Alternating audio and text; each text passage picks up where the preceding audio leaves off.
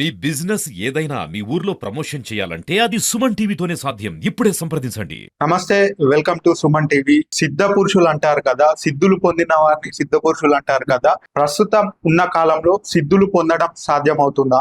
Doctorate in cosmic science research and one of the member in world human right protection commission Korade Nataraj Sharma గారు అయితే మనతో ఉన్నారు. వారిని అడిగి తెలుసు.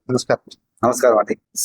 సిద్ధ పురుషులు మనకి అష్ట సిద్ధులు అని ఉన్నాయి. ధ్యాన స్థితిలో వెళ్ళినప్పుడు నా రీసెర్చ్ మొత్తం cosmic science and sub conscious mind పైన. సబ్ కాన్షియస్ మైండ్ సూక్ష్మ శరీరానికి కావాల్సిన శక్తి, విశ్వశక్తి కాస్మిక్ సైన్స్ నుంచి అందిన కొద్దీ దాని యొక్క శక్తి పెరుగుతుంది. అంటే దాని యొక్క స్థాయిని పెంచుకుంటుంది సూక్ష్మ శరీరం. అలా పెరిగినప్పుడు మనకున్న షట్ చక్రాలు తెరుచుకొని సహస్రం అనే మన మెదడు దగ్గర ఉన్న ఒక కమలం లాంటి తెరుచుకొని దాని తర్వాత ఒక్కొక్క సిద్ధి ఆ మనిషికి వచ్చే అవకాశం ఉంటుంది. అలా 8 సిద్ధులు పొందుతారు. 8 సిద్ధులు పొందిన తర్వాత వారికి పదవులు వస్తాయి. అంటే ఋషి, రాజర్షి, మహర్షి అలాంటి పదవులు వచ్చిన తర్వాత దేవతా స్థానాలు, ఆ దేవతా స్థానాల్లో మళ్ళీ పదవులు ఇలాంటివి ఉంటాయి. అయితే సామాన్య ప్రజలకు ఆ సిద్ధులు వచ్చే అవకాశం ఉందా అంటే ధ్యాన స్థితిలోనే వచ్చుడే ఉత్తమ మార్గం. అయితే దాని గురించి ఉత్సుకత చెంది శాస్త్రవేత్తలు అంటే సైంటిస్టులు, ఇప్పుడు ప్రస్తుతానికి ఉన్న సైంటిస్టులు రకరకాల ప్రయోగాలు చేస్తున్నారు. వాళ్ళ రీసెర్చ్ లో భాగంలో మనకున్న 8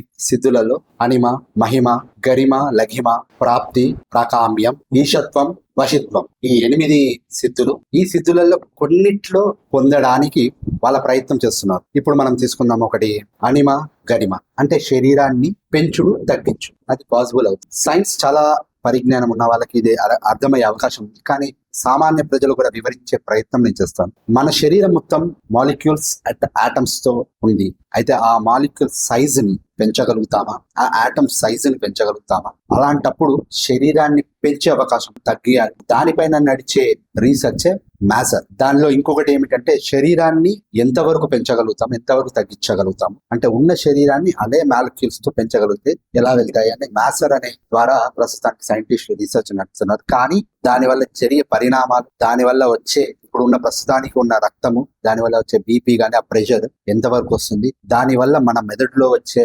సంకోచం గానీ, వ్యాప్తి ఎలా జరుగుతాయి, ఇలాంటివన్నీ కూడా ఇంకా నిర్ధారణ కాలేదు. అలా మ్యాసర్ అని చేసుకొని చేయాలి. అలానే మనకి వివిధ అంశాలు ఉన్నాయి. ఇప్పుడు గరిమ, లఘిమ. గరిమ, లఘిమ అంటే బరువు. మనకి శాస్త్రంలో చెప్పింది పాపం చేసుడు వల్ల బరువు పెరుగుతున్నది. ఈ భూమికి భారం అవుతున్నాం.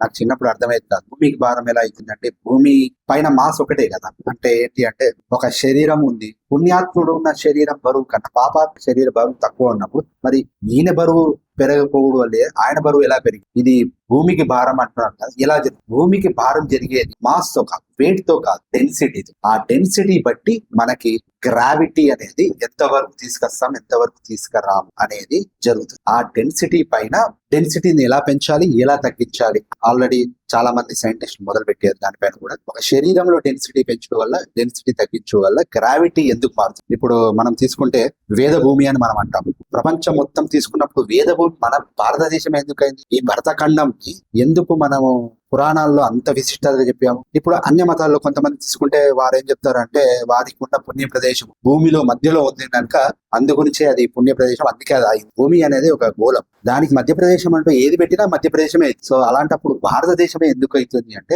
మన శాస్త్ర ప్రధానంగా ఏం చెప్పారు అంటే శివుడు మృగాన్ని శరీరంలో అంటే చేతిలో పట్టుకొని ఉంటారు. మీరు ఎప్పుడైనా శివుని మూర్తి చూస్తే ఒక జింకని ఇలా 2 వేలలో పట్టుకొని తను మొదటిసారిగా భూమిపైకి వచ్చేటప్పుడు ఏ ప్రాంతం అయితే కరెక్ట్ సరి అయినదో నిర్ణయించుకోవడానికి ఆయన ఏం చేసాడు అంటే తన మృగాన్ని వదిలిపెట్టి ఆ మృగం ఏం చేసిందంటే ఈ భూమండలం పైకి వచ్చి కొన్ని ప్రదేశాల్లో తిరిగిన మొత్తాన్ని వేదభూమిగా ఎందుకు అదే భూమి ఆ ప్రాంతంలోనే అది ఎందుకు తిరిగింది అంటే సైంటిఫిక్ గా ఇప్పుడు ఆలోచన చూస్తే ఎప్పుడైతే భూమికి భారంగా ఏదైతే ఉంటుందో దాన్ని మన శాస్త్రం పక్కకు పెట్టి భూమికి భారాన్ని తగ్గించే వ్యక్తి ఏమేమి ఉంటుందో దాన్ని పరిగణంలోకి ముఖ్యంగా ప్రాధాన్యత దానికి ఇచ్చుకుంటూ వెళ్ళింది. ఎందుకు అంటే ఆ డెన్సిటీ లెవెల్ గ్రావిటీని డిసైడ్ చేసేటప్పుడు మొత్తం ఉన్న భూమి మొత్తం ప్రాంతంలో భరతఖండంలో ఎక్కడైతే ఉందో ఈ ఖండాన్ని మొత్తాన్ని ఈ జంబూ ద్వీపం అంటారు. ఈ జంబూ ద్వీపం మొత్తానికి గ్రావిటీ అనేది మొత్తం భూమిలో తక్కువ ఉంటుంది. అది నేను ఇప్పుడు ఏం చెప్తున్నాను, మీకు కావాలంటే మీరు వెళ్ళి